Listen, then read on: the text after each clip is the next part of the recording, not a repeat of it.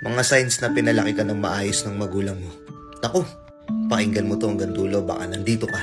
Una, mahaba pasensya mo.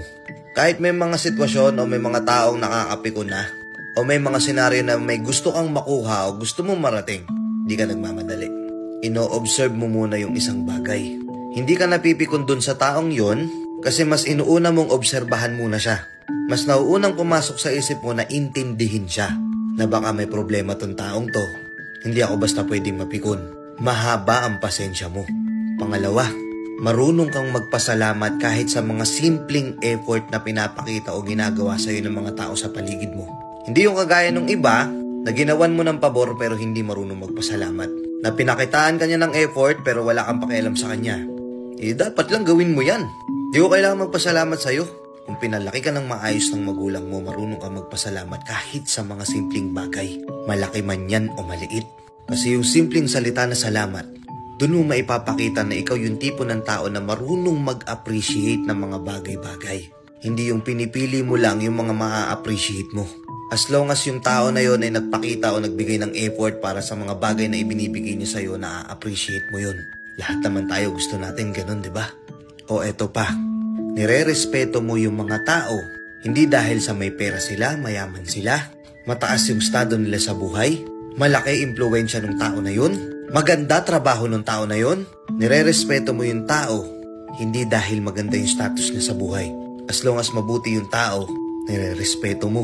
Mahirap man o mayaman, basta nakita mong matino yung tao, nire-respeto mo.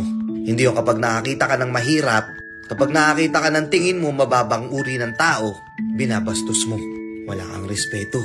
Totoo yung sinasabi nila na pinalaki ka ng maayos ng magulang mo kapag ikaw yung tipo ng tao na same lang ng level of respect yung binibigay mo dun sa may-ari ng kumpanya at dun sa mga ordinaryong empleyado niya. Janitor man yan, helper man yan, parehas ang binibigay mong respeto sa kanila. Hindi yung porket mababa yung trabaho, mamaliitin mo. Maraming ganyan, di ba? Oo, kapag ikaw yung tipo ng taong minamaliit mo yung mga taong ayun lang ang trabaho, baka hindi ka napalaki ng maayos ng magulang mo. Check mo yung sarili mo. At alam mo kung ano pang huli? Kung pinalaki ka ng maayos ng magulang mo, alam mo sa sarili mo na hindi kailangan lahat ng mabuting ginawa mo sa mundong to makikita ng lahat ng tao sa mundong to. Nagets mo? Ako tinulungan ko yan Binigyan ko ng pera yan Uy, nangangailangan to. Tinulungan ko, binigyan ko ng pera, kailangan ipakita ko sa buong mundo. May kilala kayong ganitong tao? Na kailangan bawat galaw niya, bawat kilos niya, kailangan lahat ng effort na pinapakita niya, lahat ng mga bagay na naitutulong niya, kailangan ipapakita niya sa lahat ng tao. Para lang ma-recognize na mabuti siyang tao. Which is hindi naman dapat. Hindi naman na kailangan. Kasi basta alam mo sa sarili mo na nakagawa ka ng mabuti dun sa tao na yun, wala ka nang pakialam sa opinyon ng iba. Hindi mo na kailangang ibulgar sa iba na tinulungan mo yung tao na yun. Tapos ang ending, isinusumbat mo dun sa tao na yun na natulungan mo.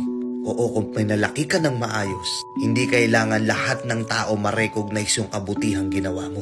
Hindi mo kailangang ipagyabang sa kanila yun. Okay na sa'yo basta alam mo sa sarili mo na nakagawa ka ng mabuti sa kanya. O ang tanong, sa mga sinabi kong to, meron ka ba nito sa pagkatao mo? Comment mo nga dito, pinalaki ka ba o pinaliit ka lang?